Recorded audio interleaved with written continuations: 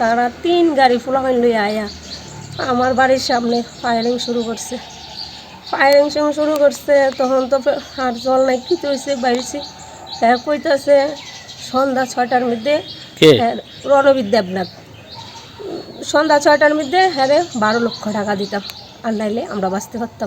Header foot 10 দিবি মিলে আর নাইলে সুধীর ফুট হেডা উড়ালামও কিন্তু হেডা ওনারা ইসকেও আটকাটা তোলা মারা হেডা কোনো মা বাপ কাকটা কিছু নাই ভাই। দেখ ভালা ভালা কইতাছি কম টিয়া লিখা মরিস না মাদুরে দেখছো একটু লিখা বাচ্চা জায়গা কেউ টিয়া করিস শুধু এটা অধিকার টিয়া। আর আমার আমার একটা ভাই আইব, এই ভাইয়ে এটা তো 10 টিয়া তো আমার টিয়া, আর আমার ভাই টান্ডি জেতলি বলা হয় না এই ফুলা বাইরে লেখা 3 লাখ টাকা দিবি। আর যদি মনে করে 3 লাখ টাকা দিদি না তাহলে এই দুনিয়াতে যাইস গা। সোমবার 12টা মহা দেবার টাইম, মহা গালার টাইম, বুঝছিস? 12টাতে একদা তো নাও ভাই যাইস।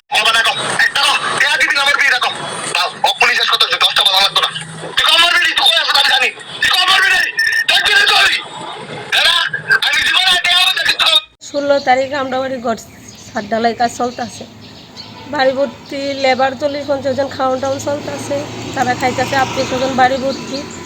এমন সময় রণবীর দেবনাথ আর হ্যার বাবার নাম প্রদীপ দেবনাথ, তারা 3 গাড়ি ফুলাফাইন লইয়া আয়া আমার বাড়ির সামনে ফায়ারিং শুরু করছে।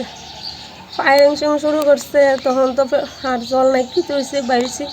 হ্যাঁ কইতাছে সন্ধ্যা 6টার মধ্যে রণবীর দেবনাথ, সন্ধ্যা 6টার মধ্যে হ্যাঁ 12 লক্ষ টাকা দিতাম, আর নাইলে আমরা বাঁচতে পারতাম না। এই কথা কয়ে এসে না তখন অপরাধ কিতা লিগে 12 লক্ষ টাকা দিতাম। তখন হ্যাঁ কইতেছে, কারণ আমার ছেলে সরকারি কন্ট্রাক্টর মেয়ে কাস্টম অফিসার, এটিও আমার অপরাধ। টাকা না দিলে আমরা বাঁচতে পারতাম না, থাকতে পারতাম না। ভয়ে আমরা বাড়ি গোছাইরা সবাই গেছি, 4 দিন বাইরে কাটাইছি। 20 তারিখ আইসি পরে আবার আয়া ফায়ারিং করছে, আর করছে পরে তো নিরুপায়, বাঁচতেইব থাকতেইব, আর কী করুন পথ পাই না। তখন সোনা গয়নারে দিয়া আমার স্বামীরে দিয়া পাড়াইয়া গোল্ড লোন লইয়া হ্যাঁ 4 লাখ টাকা দিছি। তারপর রণবীর দেবনাথ একটা ছেলেরা পাঠাইছে পরিমল সরকার নামে, পাঠাইছে পরে হ্যাঁ টিভিএস শোরুমের সামনে টাকাটা আয়া লইয়া গেছে পরে দিয়ে তো ভাবছি যাই হোক তবু তো থাকতে পারুম, বাঁচতে পারুম। পুনরায় আবার আগামীকালকা আবার হ্যাঁ 10 লাখ টাকা গতকালকে 10 লাখ টাকা দিতে আমার ছেলের মোবাইলের মধ্যে হ্যাঁ হুমকি একায়া ফোন করে বয়স পাঠাইতেছে, হ্যাঁ 10 লাখ টাকা দিতাম, নাহলে আমরা বাঁচতে পারতাম না। তো আমার এই করজোরে নিবেদন মাননীয় মুখ্যমন্ত্রীর কাছে, আমি যেমন ছেলে মেলে শান্তিতে বাঁচতে পারি, বাঁচার ব্যবস্থাটা যেন তাই করে যাবে, থাকতে যেন আমরা পারি। সেদিন 15 তারিখ সন্ধ্যা 7টার সময় আমি যখন কাজের সাইডের থেকে আমি বাড়িতে আসার সময় রণবীর দেবনাথ আমারে কল করছে, কইরা কইছে যে বিশাল করে ডিএম অফিসের পেছনে যেই শ্মশানের মাঠ ওইখানে যাওয়ার লেগে।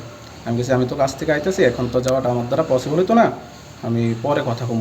তো দেন হ্যাঁ কইছে যে আর যাওয়ার লেগে যে কোনো উপায়ই হোক যাইতে হইব।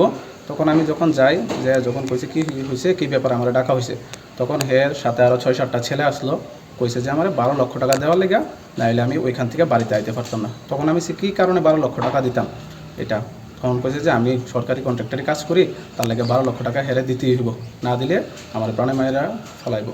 দেন আমি কইছি যে এটা হলো তাহলে আমার মায়েরা নেই, বাট আমি তো টাকা দিতে পারতাম না। তখন হ্যাঁ বন্দুক মানে পকেট থেকে পিস্তল বার করে 2 রাউন্ড গুলি করছে, একটা উপরে একটা নিচে।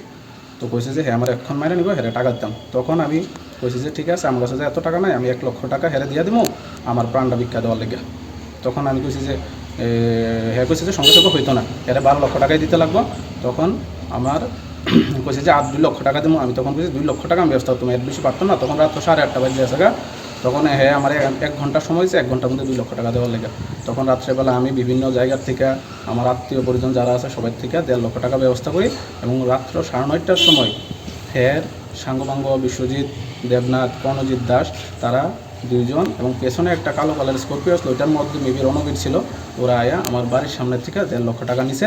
এবং 16 তারিখ বিকালবেলা আমার বাড়িতে ছাদ ঢালাই চলতেছিল, আমার বাড়ির সামনে যাইয়া 3 গাড়ি, একটা সাদা থার, একটা সাদা স্কর্পিও, একটা কালো স্কর্পিও নিয়ে গিয়া ওইখানে 2 রাউন্ড আবার ফায়ারিং করছে। তখন 4টা বাজে আমার বাড়িতে 40-50 জন লেবার আসলো, তারা খাওয়া দাওয়া করতে আসলো, আমার আত্মীয় পরিজনরা আসলো। তখন কইছে যে বাকি 10.5 লক্ষ টাকা সন্ধ্যা 6টার মধ্যে দেওয়ার লাগে, না হইলে এখান থেকে আমরা বাড়িঘর ছাইরা যাওয়ার লাগে। তখন আমরা কি করছি, প্রাণ ভয়ে এখান থেকে বাড়িঘর ছাইরা 4 দিন আমি অন্য জায়গায় আসলাম। তারপর যখন 20 তারিখ আবার পুনরায় বাড়িতে আসি, তখন আবার এইভাবে খবর পাই, আয়া আমার বাড়ির সামনে, মা বাড়িতে ছিল, আমি বাড়িতে ছিলাম না, কাজের সাইডে ছিলাম।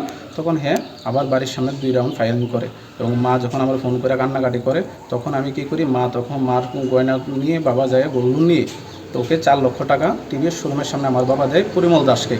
ওই টাকা দেওয়ার পর কী করে যে পুনরায় গতকালকে মানে 22 তারিখ সকালবেলা 5:45টার সময় আমাকে ফেসবুকে ভয়েস পাঠায় যে ওকে আরও 10 লক্ষ টাকা দেওয়ার লাগে, না হইলে আমরা আবার কোনো মানে প্রাণে মাইরা ফেলা হইব।